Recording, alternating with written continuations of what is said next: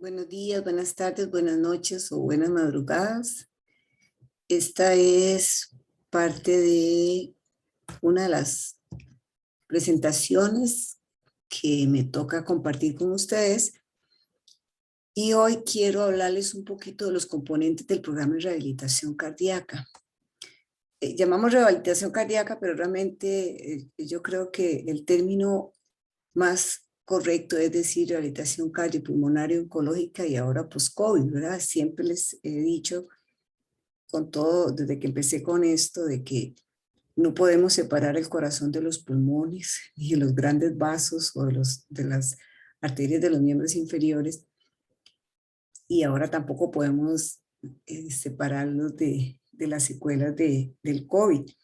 Entonces, son unidades, llámese clínicas, llámese unidades, llámese programas, donde tiene que haber un grupo de médicos especialistas con otros profesionales de la salud que se hayan interesado y que se hayan formado para manejar este tipo de pacientes. Ustedes como residentes en fisiatrías, podríamos decir que son de los pocos residentes casi que a nivel latinoamericano que tienen como uno de sus ejes de formación lo que es la rehabilitación cardíaca, que justamente, no sé si sabían que el cuarto año se abrió y una de las justificaciones fue que ustedes llevaran este curso de rehabilitación cardiopulmonar junto con el de rehabilitación comunitaria. Entonces, aunque llamemos así componentes de un programa de rehabilitación cardíaca, realmente va para más. O sea, yo no voy a decir que entonces voy a tener un cuartito aparte para rehabilitar los de pulmonar, otro cuartito para los de COVID, otro cuartito para los pacientes que tengan alguna afectación cardiopulmonar por causa de un cáncer o que tengan síntomas como la fatiga o el dolor metastásico por un cáncer o como secuela de su tratamiento. Entonces, aunque digamos rehabilitación cardíaca, quiero que lleven la idea de que eso trasciende a otro tipo de pacientes. Ustedes van a encontrar, es muy probable, vayan a encontrar en los libros muy reducido esto. Hagamos que diga 4 puntos ahí.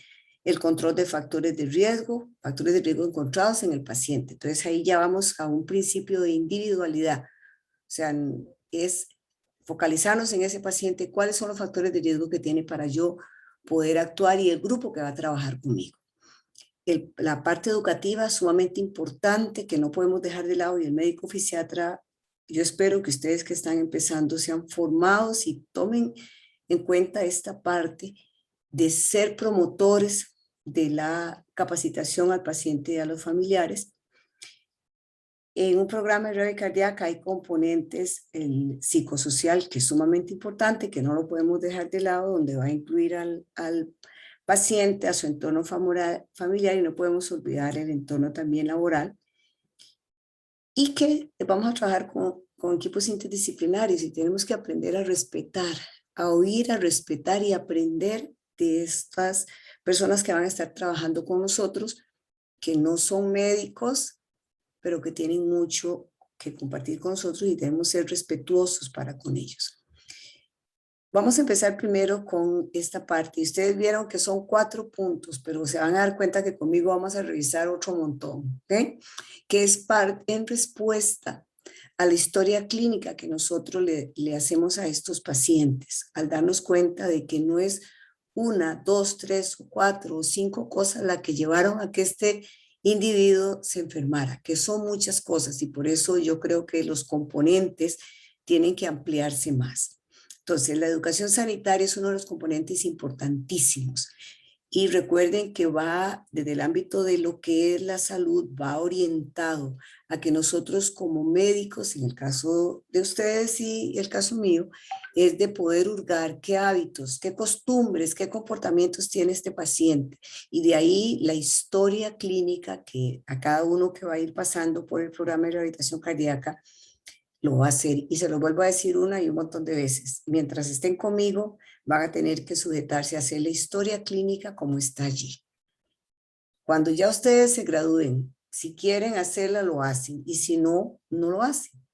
Pero sí, cuando están conmigo rotando, van a tener que hacer las historias clínicas como las tenemos. Probablemente no sea la más completa, pero por lo menos viene a permitirnos en que nosotros entendamos a ese paciente, a esa familia, y con eso podamos dirigir mejor la educación.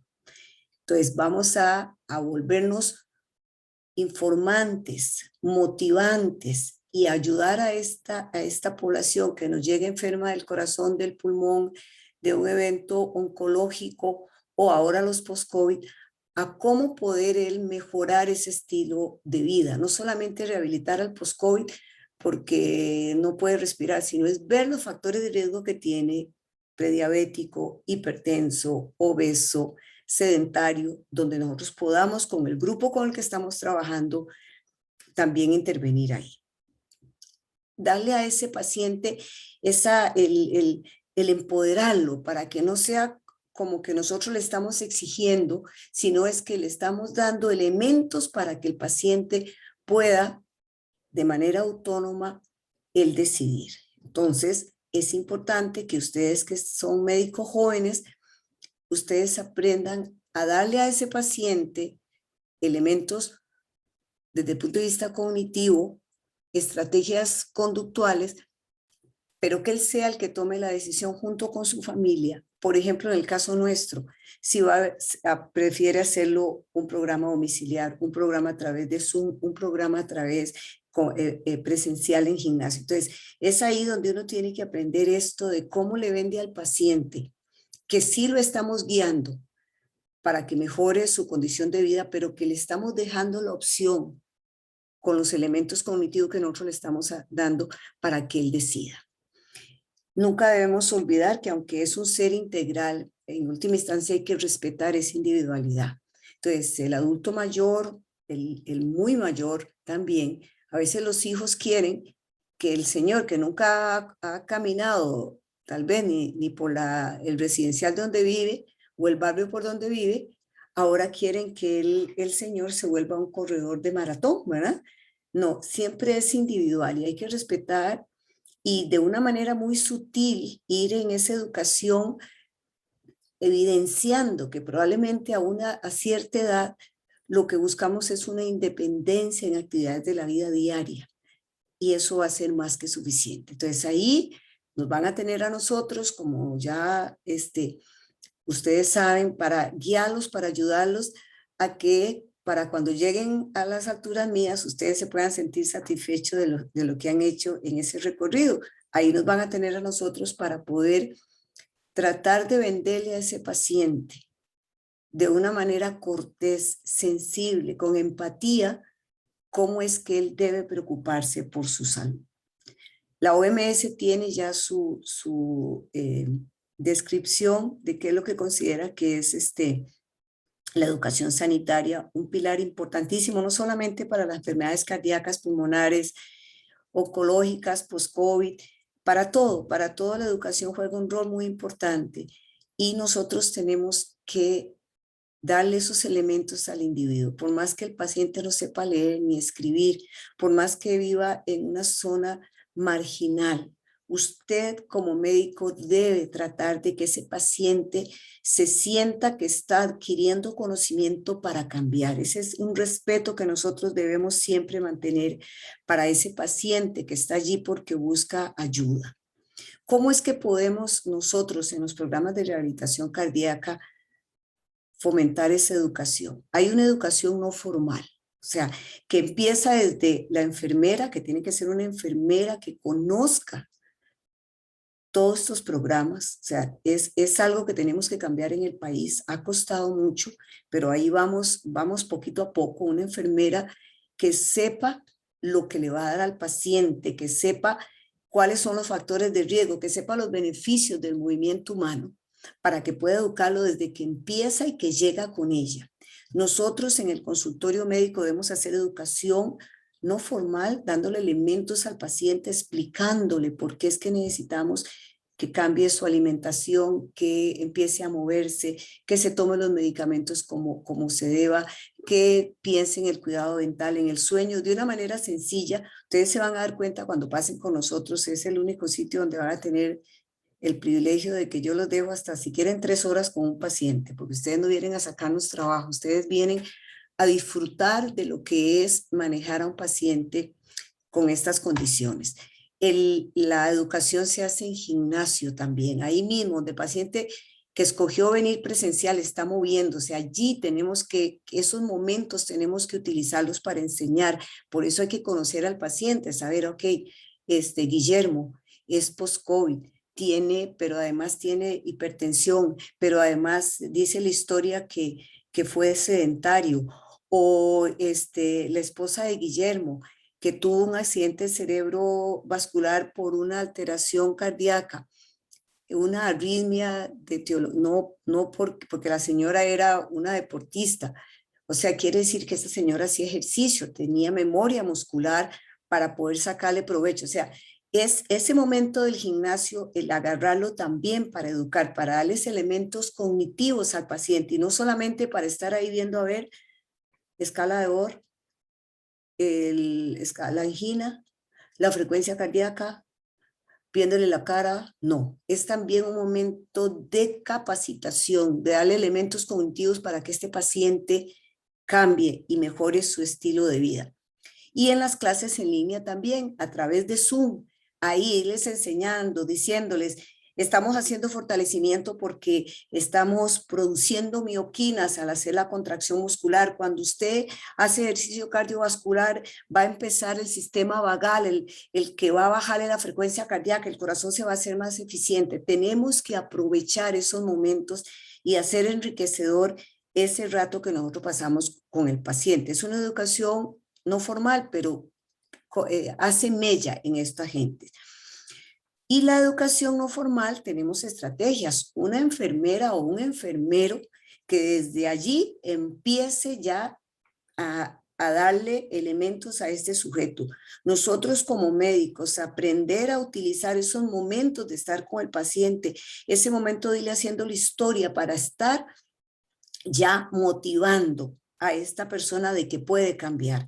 Igual, vuelvo a decir, en el gimnasio, en línea, por Zoom, y si tenemos opciones grabadas por YouTube, ahí se montan conferencias, los pacientes, ya estamos en una era que eso es, ¿verdad? Eso no me tocó a mí hacerlo en mi colegio, en mi universidad, hasta hace poco que ya tuvimos que meternos a este mundo de las redes sociales, que ya los pacientes también, más bien le piden, no hay por YouTube donde ver los ejercicios, dónde está aprender esto, y nosotros ahí mantenemos esa conexión con ellos. Darle folletos ya está pasado como de moda, ¿verdad? Ahora los que se hacen es los códigos para entrar y así cuidamos el ambiente, pero también son formas de hacerlo para que el paciente pueda tener ese conocimiento de que por qué llegó a tener esa enfermedad.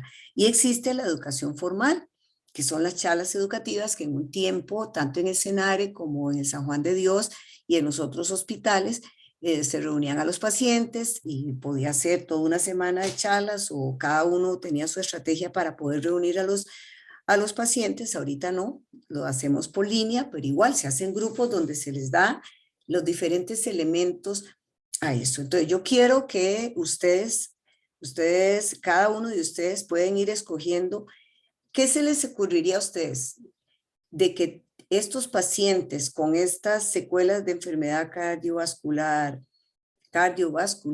pulmonar, post-COVID, oncológica, deberían de aprender. Entonces ustedes, esta es la primera tarea, cada uno va a coger una tarea, todo lo que tenga esta estrellita aquí va a significar la evaluación de esta charla.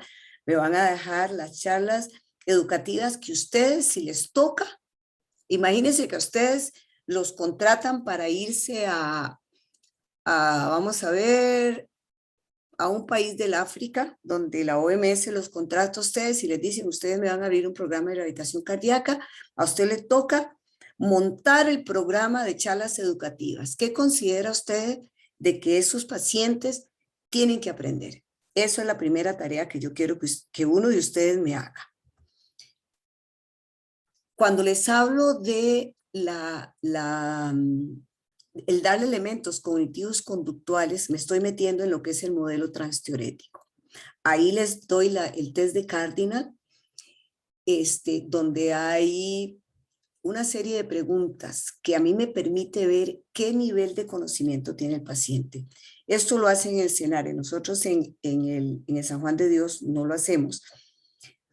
Pero yo quiero que alguno de ustedes busque lo que es el modelo transteorético. ¿Qué significa eso? Es uno de los modelos más usados para lo que es la adherencia. Yo lo manejo porque mi tesis de maestría, mi defensa de tesis fue en la aplicación del modelo transteorético y es algo que me gusta y es algo que con solo que yo ya hable con el paciente, ya yo sé dónde le tengo que trabajar, si le tengo que dar más elementos cognitivos de conocimiento o si ya está en una etapa donde tengo que reforzar las conductas de este paciente. Entonces, uno de ustedes va a buscar, no quiero que me escriban más de 250 palabras, qué es el modelo transteorético, en qué consiste y cuáles son los elementos principales que el clínico tiene que saber para poder aplicar eso al usuario que le va a tocar atender. El otro componente, el número 2, ahí llevamos, es el psicosocial. Igual, tenemos estrategias donde tenemos que ver cómo se hace, porque la pandemia nos ha hecho reinventarnos. Se pueden hacer talleres que se hacían en vivo, presenciales, pero los tuvimos que cambiar a hacerlos de manera virtual. Y para que ustedes sepan que es bonito que ustedes como residentes también sepan, fuimos reconocidos el San Juan de Dios, ACOCARE, que es una asociación que creamos para que los pacientes que salieran tuvieran un sitio donde pudieran seguir trabajando la parte, todos los componentes de rehabilitación, y la Universidad Nacional. Y fuimos galardonados con un reconocimiento por ese trabajo de seguir haciendo el apoyo psicosocial a través de los talleres por redes sociales para estos pacientes. Son estrategias que tuvimos que reinventar. La consulta individualizada también es importantísima. El SENARE nos costó mucho, pero un trabajo de investigación de la doctora Paula Vargas evidenció cuando se pasó el S36 de que la parte que estábamos fallando más era la parte psicosocial. Entonces las autoridades que habían en ese momento nos apoyaron y ahí una psicóloga fue completamente para trabajar con radio cardíaca. La licenciada Livia Bolaños, que hizo un trabajo increíble y ahora están trabajando con el mismo lineamiento que ella. Entonces, pero no todos los programas tienen psicóloga, pero es algo que nosotros tenemos que aprender a detectar y ayudarnos para referir a esos pacientes al psiquiatra, al psicólogo o a la enfermera en salud mental, pero no podemos dejar como clínicos de percibir los problemas que tienen estos pacientes. Y lo otro es la relajación de Schultz, que en algún momento ustedes la van a ver, pero esta es la parte de integración, las estrategias que nosotros usamos. Quiero así de manera rápida contarles un poquito, porque me interesa que ustedes sepan el peso que tiene este componente para la enfermedad cardiovascular principalmente, pero que trasciende también las otras patologías, o más bien las secuelas de las patologías que ya le mencioné. En el año 1628 ya este estudioso describió el sistema circulatorio y lo relacionó con las emociones que el paciente tiene en la afectación a nivel cardíaca. En 1897, el padre de la medicina ya empezó a notar que los pacientes que tenían alguna afectación cardíaca tenían cierto perfil psicológico. En el 59 ya Friedman y Rosenman empezó a describir muy claramente la personalidad tipo A que acompañaba a este tipo de pacientes y que eran caracterizados por hostilidad, por impaciencia, competitividad e inseguridad. Y ustedes se van a dar cuenta cuando toquen rotar por el SENARE o por el México o aquí en el San Juan de Dios, ese tipo de pacientes. Sí hay que saber uno manejarlos porque sí le pierden a uno la paciencia, pero bueno, hay que hacerlo. Tenemos que tener siempre en cuenta los factores psicosociales que acompañan eso. Entonces, no, por eso es integral. Por eso ustedes tienen que ir detrás de cada respuesta del paciente aprendiendo a ver qué se oculta detrás de esta persona. Porque factores psicosociales no solamente han provocado o han desencadenado su enfermedad actual, sino que la recuperación se va a ver afectada por estos fenómenos. Entonces, tenemos nosotros ser capaces de poder identificarlos y de esa manera poder pedir ayuda al psiquiatra, al psicólogo o a la enfermera de salud mental. La depresión es importantísima, es un factor de riesgo. Un paciente deprimido, si ya ustedes leyeron las charlas que se les han dado, clasifica para de alto riesgo cuando está en los programas de radio cardíaca. La ansiedad es otro de los factores importantísimos como productor de un evento, pero también como, por así decirlo, perseguidor de esos pacientes que han tenido un evento. Gente que no quiere dormirse porque les da horror de volver a sentir el dolor o de morirse. Y así los tenemos y los vemos. Y es lo que ellos expresan en los talleres de psicología que nos da la Universidad Nacional. También ya hablábamos un poco de personalidad patológica, rasgos disfuncionales como la tipo A y la tipo D. Gente que cuando uno le pregunta con quién vive, cómo vive, uno ve que son gente aislada, que no tienen comunidades con las que se relacionan, ni religiosas, ni de otro tipo. Recuerde que las comunidades no solo son las geográficas. Entonces ya uno ve que esta persona ha vivido sola, que tal vez llegó con la hermana y la hermana por detrás a uno le dice que, bueno, que es un viejillo cascarrabias, que se pelea con todo el mundo. Ese lleva a ser un factor de riesgo. Y el estrés crónico, que obviamente tiene un peso enorme en lo que es la enfermedad cardíaca principalmente. Todo eso nosotros lo preguntamos en la historia clínica, porque no hay otra manera de saberlo si usted no pregunta por eso.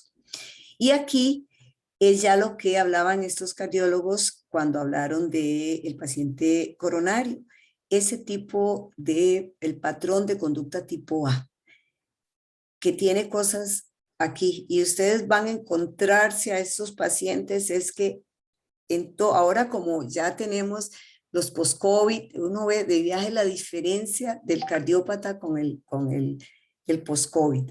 El cardiópata le entra a la enfermera Zulay, que la enfermera tiene que decir, espéreme ahí afuera porque todavía están pacientes aquí, tenemos que respetar el aforo. En cambio, el de COVID no, es un paciente completamente diferente y ustedes tienen que aprender a ver esta conducta porque es también una manera de tener empatía, pero también ser estricto y saber cómo tiene uno que manejar a estas poblaciones. Existe también el otro perfil psicológico del paciente coronario, es la personalidad tipo D, esa afectividad negativa, inhibición social, ese paciente que aguanta, que aguanta, que aguanta, y eso también lo preguntamos en la historia clínica, del paciente que se queda callado, callado, callado, y cuando explota, explota. Eso es algo, esto se evidenció en una tesis que hizo una psicóloga de la Universidad Nacional, estudió un grupo de pacientes del CENARE, y se evidenció esto y también la literatura lo respalda. Y ustedes ahí ya pueden ver las demás características. Ahí viene otra palabra con un asterisco, alexitimia. Yo quiero que uno de ustedes busque eso y describa qué es eso, cómo se relaciona con la enfermedad cardíaca, porque es parte de lo que nos va a tocar manejar. El tercer componente, la nutrición. Nos gusta llamar más alimentación cardiosaludable. La mayoría de estudiosos dicen es la piedra angular, o sea, si nosotros, y eso es lo que hemos tenido, los déficits que hemos tenido a nivel de los programas de radio cardíaca, porque ni el CENARE, que es uno de los más viejos, ni Heredia, que es uno de los más viejos, cuenta con una enfermera, con una nutricionista que esté por lo menos medio tiempo para esos pacientes. Nosotros tenemos que referirlos a las áreas de atracción. No es lo mismo que una nutricionista esté ahí con nosotros, que comprenda todo esa, a ver, las características especiales que tiene ese paciente. Y de veras debería ser una nutricionista que esté formada en pacientes con enfermedad cardiovascular, con formación también en pacientes con enfermedad pulmonar y también pacientes oncológicos. Eso probablemente a algunos de ustedes, pues si les gusta esto, les va a tocar verlos dentro de unos, no sé, 15 o 20 años, pero es importante desde ahora tener esta conciencia de que nutrición es importantísima, tenerlo. Nosotros actualmente damos talleres de nutrición, pero no es lo mismo, y la consulta individual no es igual a alguien que esté allá viendo paciente, no sé, en Atillo. Igual nos pasa con el médico general, que no tiene idea de que la insulina va bajando las cantidades de insulina porque el paciente tiene una buena respuesta al ejercicio y sigue poniéndole insulina con niveles de hemoglobina glicosilada de 3 meses atrás, cuando el paciente ha cambiado su perfil tanto alimentario como de ejercicio, y ya no es el mismo de hace 3 meses cuando se hizo esa hemoglobina glicosilada ni esas glicemias. Entonces, es muy difícil también el hecho de no tener una nutricionista, pero a ustedes probablemente les va a tocar ser parte de algunas clínicas de rehabilitación cardíaca y van a tener que pelear por eso, porque ya a mí ya no me da tiempo de que cada clínica tenga una nutricionista. Esto es parte, ustedes lo van a leer ahí, y ven que aquí hay un asterisco, porque yo quiero que ustedes me busquen algunas características. ¿Qué es el sistema NOVA? Sí, quiero que lo busquen. ¿Qué es la dieta DASH?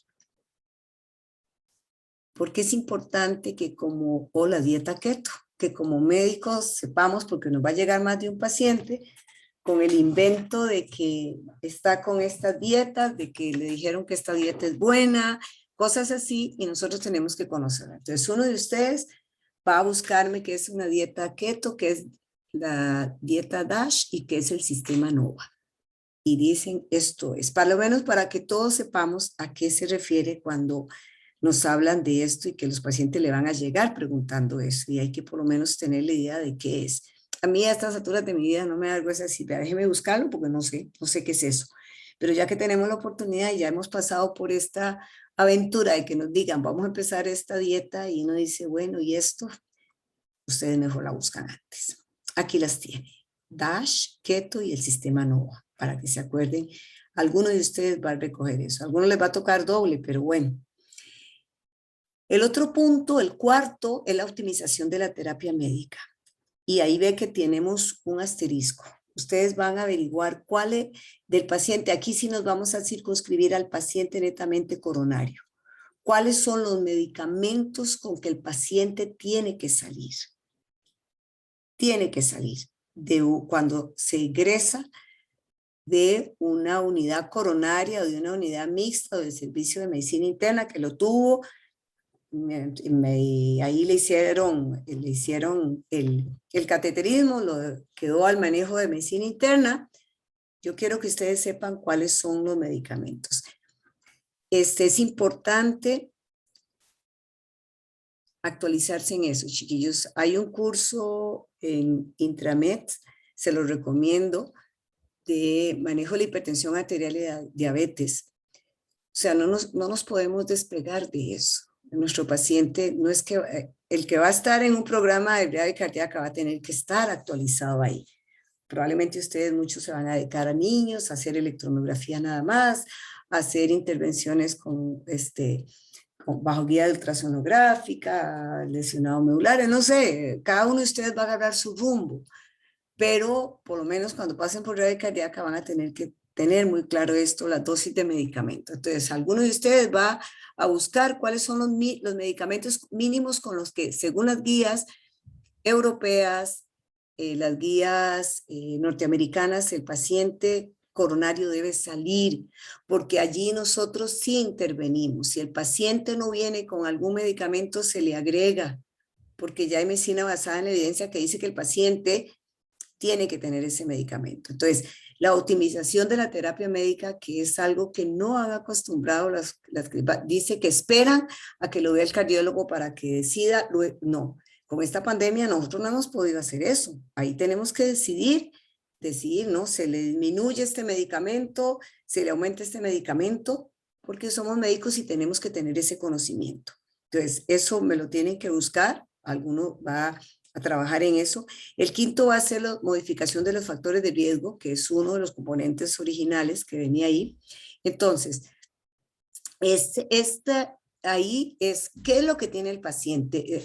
Por eso el paciente empieza a verse individualmente. ¿Qué es lo que tiene el paciente que yo tengo que fijarme para que tenga un buen control, si es diabético, hipertenso, lipidémico, obeso, o si tiene otras alteraciones como el hipotiroidismo? O sea, yo tengo que saber qué es lo que tiene mi paciente y basándome en eso, poder educar y poder optimizar o referir o pedir más exámenes para mejorar su condición. Los lípidos, o sea, ahí también tenemos que pensar, bueno, si el paciente es que no le voy a soplar al que ya está, le toca revisar los medicamentos, pero uno dice, bueno, el paciente tiene criterio para estar con una estatina y tenemos nosotros que saber, bueno, qué efectos secundarios produce la estatina en ese órgano que va a ser el que yo voy a utilizar para rehabilitar a este paciente. Entonces, tengo que tener esos elementos para saber qué pasa, qué sucede. Un buen control de lípidos, pero también los efectos secundarios que el medicamento me puede dar. ¿Qué es lo que ya la caja esté dando? ¿Qué es lo que el paciente puede comprar también? Esas son cosas que nos corresponde a nosotros como médicos. Por eso los programas son de los que yo digo.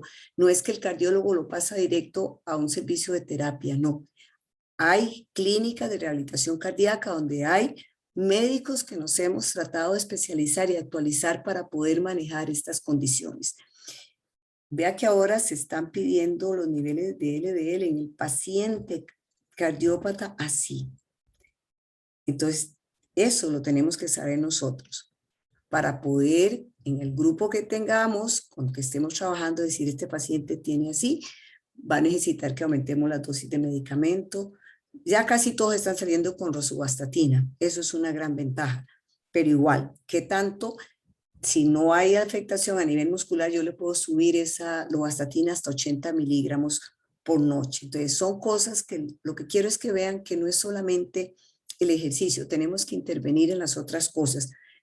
Si no lo sabemos, uno espera que hayan más compañeros de otras áreas, como los médicos familiares, que hemos pedido que estén en los grupos de las clínicas de rehabilitación para poder trabajar en conjunto. La obesidad, o sea, tenemos que ver cómo hacemos esto, el que trabajemos bien con la alimentación, el trabajar para que el paciente baje de peso. Antes se decía, es mejor un obeso que haga ejercicio que un flaco que no haga. Realmente, vea, eso está como muy ya cuestionado. Los factores que afectan la hipertrofia del ventrículo izquierdo son los años y la severidad de la obesidad. Entonces, si este paciente junto con la obesidad es un hipertenso, que probablemente que sí, hay un aumento del tono simpático, una activación del sistema renina, angiotensina, aldosterona, y se desencadena toda esta alteración.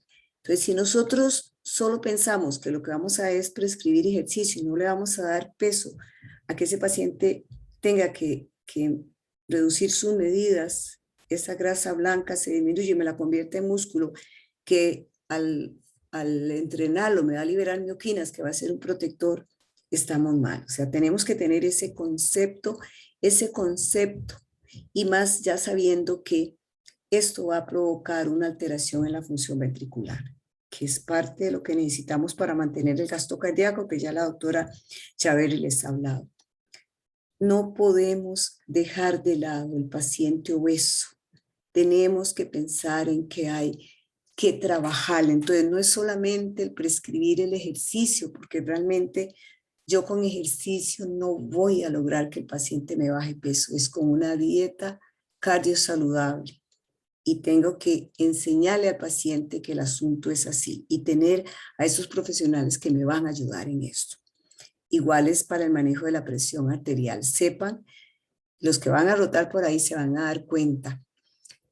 Y la enfermera es la primera que dice, es importante la presión arterial inicial, que ya ustedes van a tener criterios para decir, este paciente ni siquiera le voy a poder hacer la caminata en 6 minutos, porque está en unas condiciones, una presión arterial que no se ha controlado y nos toca a nosotros allí, en este tiempo de pandemia, manejar, optimizar el tratamiento,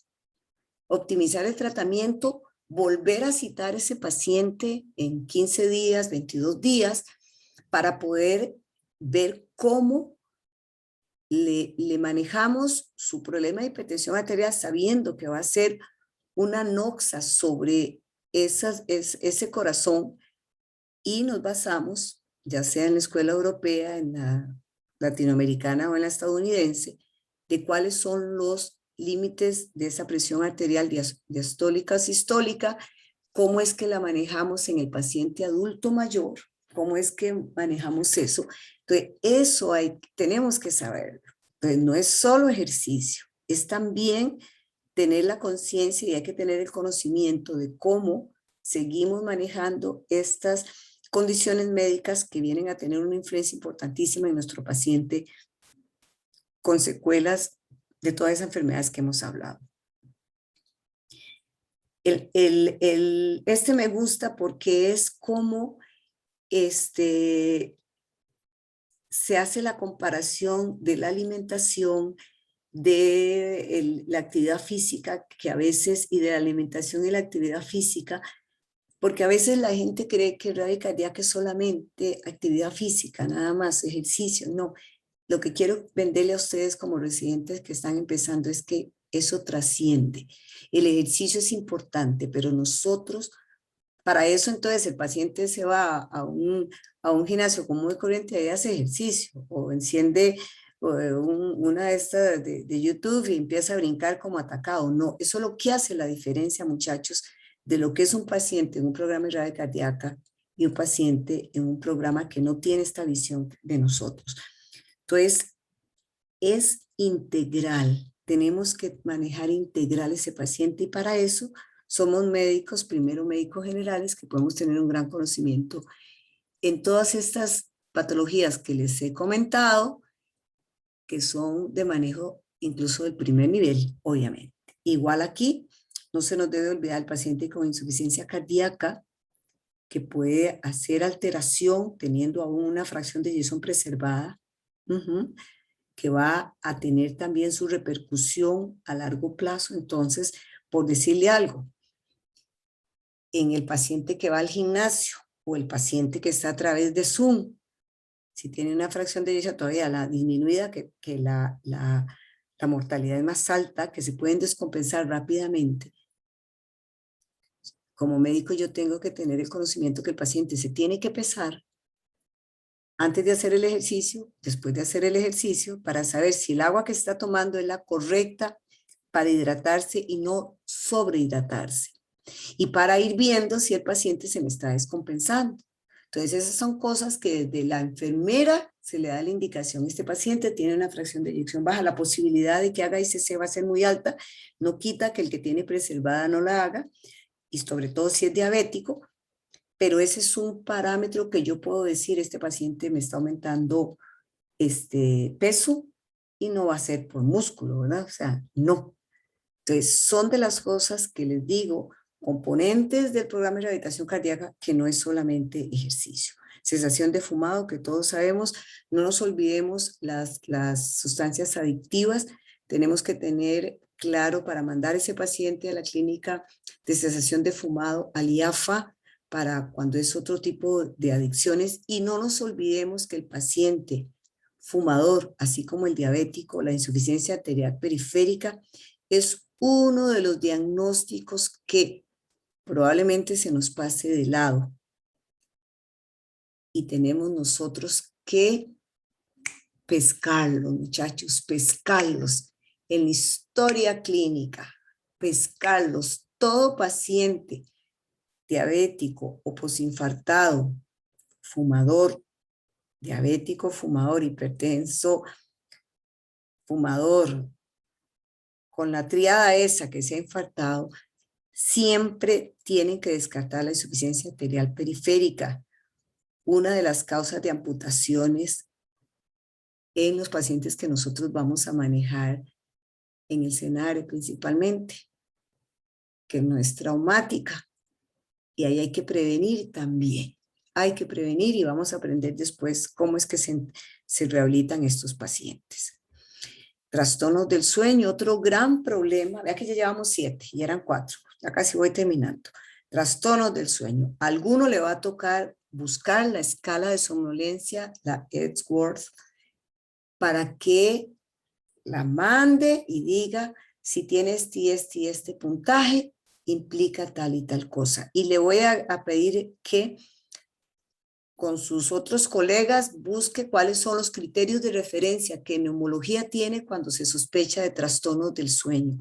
Eso se pregunta en la historia clínica, porque nada hago yo con ponerme a un paciente a solo hacer ejercicios si yo no he detectado que tiene un trastorno del sueño. Y aquí en Costa Rica hay la opción, por lo menos en algunos hospitales, de que se les maneje esta patología que es de un gran peso para la enfermedad cardiovascular. Se asocia a enfermedad que si ahora vino por un infarto, probablemente vaya a ser un accidente cerebrovascular, con las demencias y con todas estas otras cosas que el paciente puede tener. Entonces, ojo ahí, hombres obesos con índice de masa corporal mayor de 30, o sea, los famosos panzones, cuello corto, con una circunferencia más de 43 centímetros, que le hace uno la historia y se da cuenta que cómo duerme, que se les pregunta en la historia clínica, tenemos que pensar, esto es un componente del programa de rehabilitación cardíaca, no solamente ejercicio, hay que pensar en esto.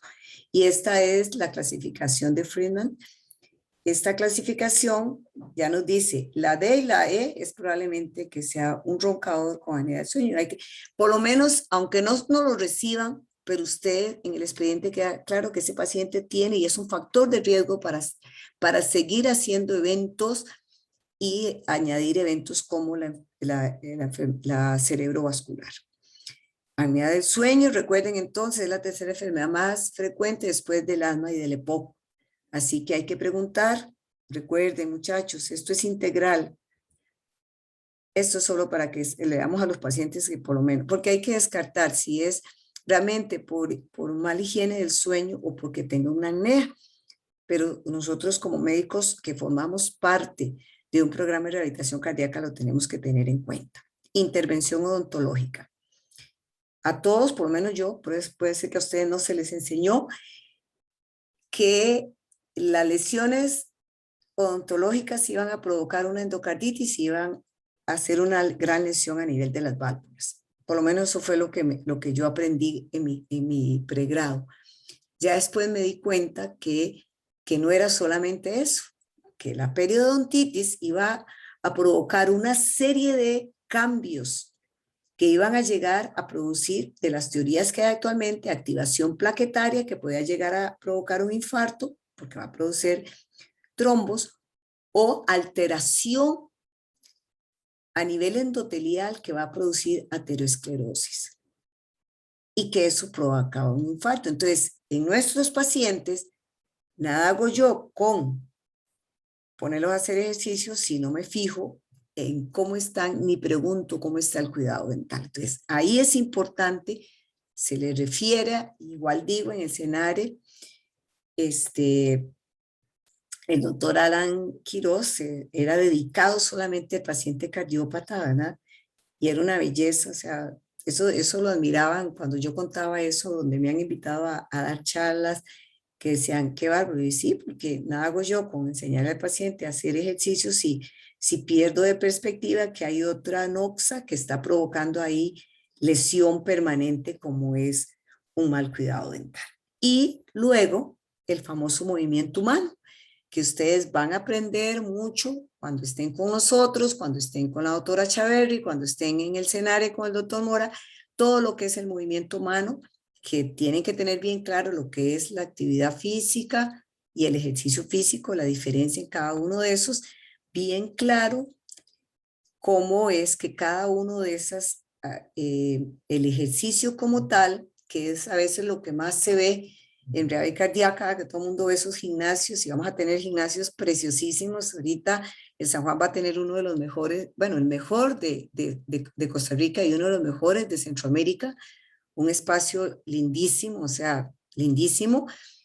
Y ahora le doy gracias a Dios por todo lo que se ha movido para que esto sea una realidad, pero lo que yo quiero que ustedes sepan es que no es solo entrenamiento físico. O sea, hay más cosas que si yo como médico integral no lo tomo en cuenta, puedo tener un montón de máquinas preciosas, pero si no tomo el resto en cuenta, por lo menos para mí, no estamos haciendo las cosas bien.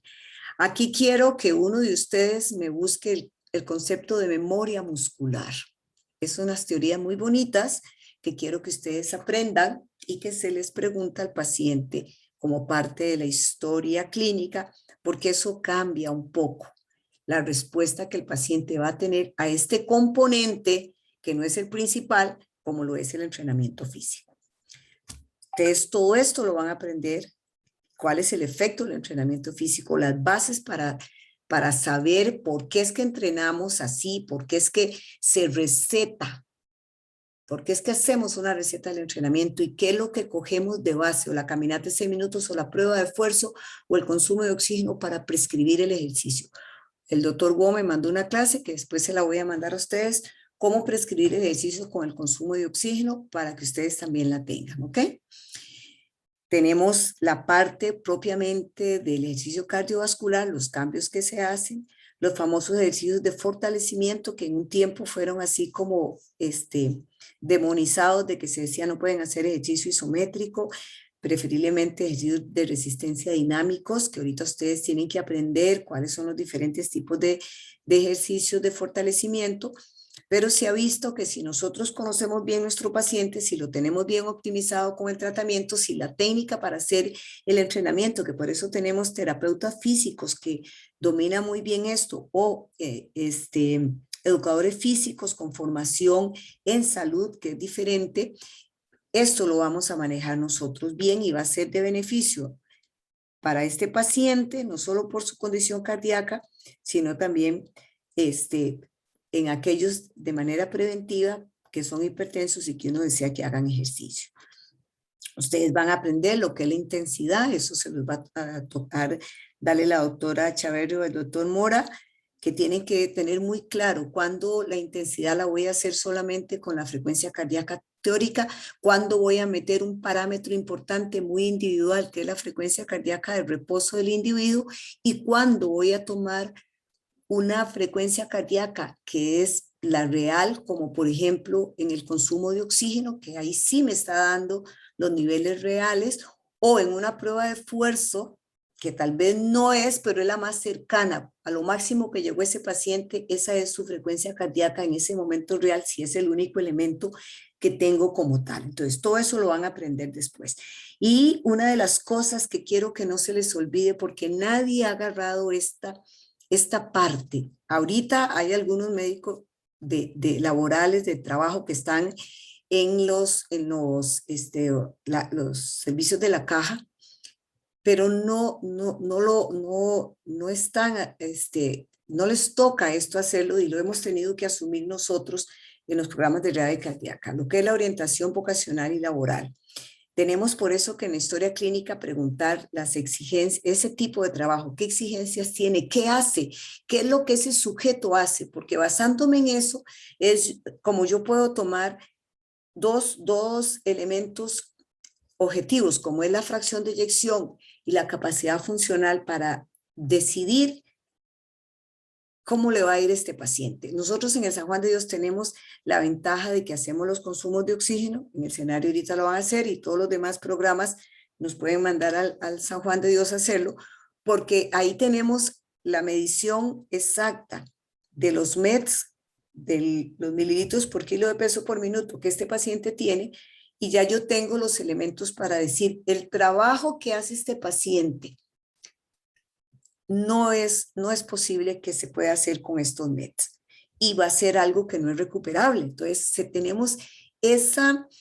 responsabilidad de preocuparnos por el paciente. Ustedes se van a dar cuenta se hacen las incapacidades por 15 días, independientemente si el paciente es un constructor que tiene que estar empujando un carretillo con piedras que casi implica un gasto de METs de alrededor de 8, 9 o 10 METs, cuando la capacidad funcional en la que quedó ese paciente es de 3 METs en un consumo de oxígeno. Entonces ahí nos toca a nosotros este componente asumirlo hasta que no haya otra persona en el gremio que lo haga. Hay que procurar en la medida de lo posible un retorno precoz. Se dice que si yo al paciente no lo logro rehabilitar para que retorne rápidamente, porque pues, la idea es de que retorne a trabajar, va a ser muy difícil. Hay que siempre pensar en la posibilidad de reubicación, que eso se puede recomendar, nos toca a nosotros por este momento hacerlo, porque nadie lo está asumiendo, y pensar también en la pensión por invalidez. Recuerden solo de manera cultural, para que ustedes lo sepan, cuando una persona tiene 180 cuotas y quedó en una condición muy, muy mala, nuestros pacientes que hicieron una fracción de eyección del 20%, que en el consumo de oxígeno me hizo apenas 3 METs, que trabaja en obras de construcción de carreteras. O sea, este hombre con esas condiciones no puede trabajar. O sea, tenemos que ser conscientes de eso. Y eso por ahora nos toca a nosotros asumirlo. Y ustedes lo van a aprender cuando estén conmigo, por ejemplo, en el San Juan de Dios, ahí lo van a aprender. Recuerden que la salud y el trabajo están estrechamente relacionados. Es lo que le hace a la persona, bueno, al que no es vago, ¿verdad? Sentir que va a satisfacer sus necesidades y tener una vida digna. Entonces, el mismo trabajo, hay gente que dice, no, yo quiero volver a trabajar. Y entonces uno tiene que ayudarlo para que entrenándolo, él logre poder incorporarse para seguir desarrollando esas actividades físicas y psicológicas, pero también hay que ser consciente en las condiciones de ese paciente. Nosotros tenemos un paciente que él tenía que levantar unas bolsas de hojas bastante grandes. En el consumo de oxígeno se vio que hacía bigeminismo, trigeminismo, con un gran riesgo de que hiciera muerte súbita. O sea, ese paciente yo tenía que mandarlo a que lo pensionaran y yo tenía que asumir, porque además había hecho un accidente cerebrovascular que no quedó tan afectado, pero que sí se le dificultaba ciertas actividades muy básicas. Yo tenía que asumir esa incapacidad, pues yo no podía permitir que ese señor fuera a trabajar por el riesgo.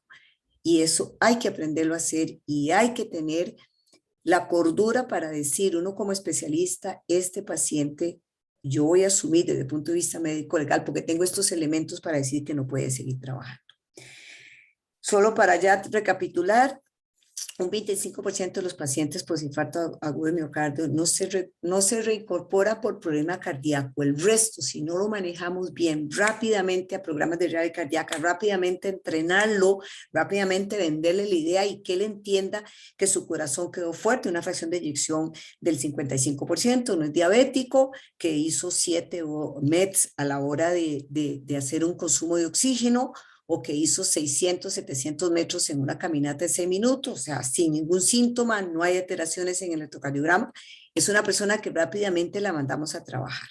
Entonces, pacientes de bajo y moderado riesgo, inmediatamente tienen que entrar a rehabilitarse. 10 semanas son las que se dejan en la fase 2 o fase de paciente egresado ya, para que vuelva a reincorporarse al trabajo.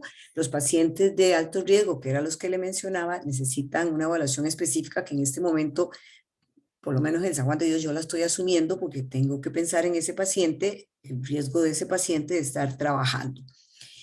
Y recordar esto, toda actividad laboral que dé más de un 50 o un 60% de la prueba de esfuerzo, aquí puede ser que estamos usando el consumo de oxígeno, ese paciente podría realizar el trabajo sin problemas de 8 a 12 horas sin tener ningún problema. Entonces yo tengo elementos científicos para decir, este paciente puede realizar, porque a veces lo hemos tenido que hacer, de que el paciente quiere ir a trabajar, el patrón no le da miedo, dice, yo tengo que decir, este paciente puede realizar este trabajo sin ningún problema.